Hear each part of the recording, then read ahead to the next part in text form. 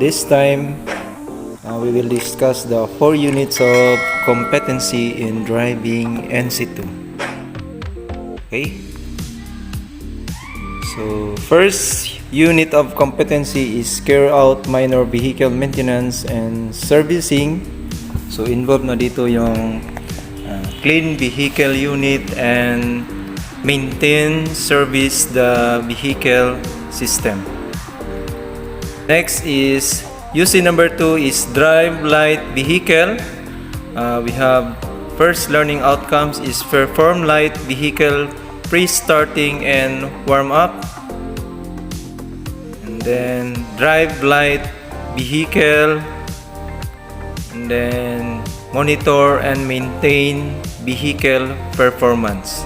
Okay, so sa perform light vehicle pre-start warm up, involved na dito yung tinatawag na blow bag o pre-driving check-up or pre-post operation. At the same time, sa drive light vehicle, matutunan nyo dito yung paano mag parallel park, vertical parking, tsaka uphill driving and downhill driving. Okay?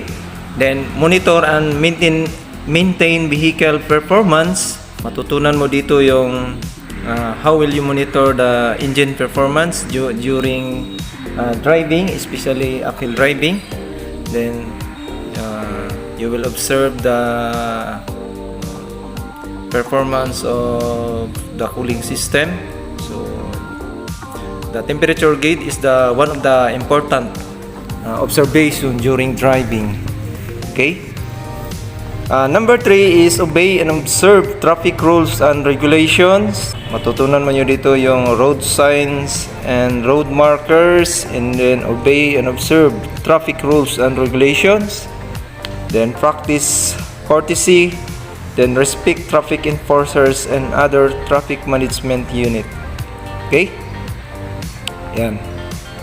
Then last, unit competency number 4, implement and coordinate accident emergency procedures. Matutunan mo dito kung anong gagawin mo kung mayroong mga aksidente na mangyayari doon sa daan during driving. So what is the responsibility of a driver? Okay? So first is if we have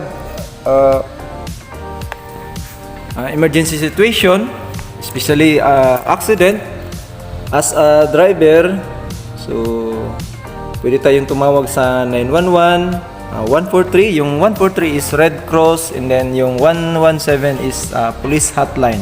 Okay, PNP police hotline. And then yun ang 4 units of competency in driving NCIII. Okay, so thanks for watching, and if you like this video, please consider me to subscribe my channel, Joltic Tutorial. Then don't forget to like and share this video. Okay, bye bye.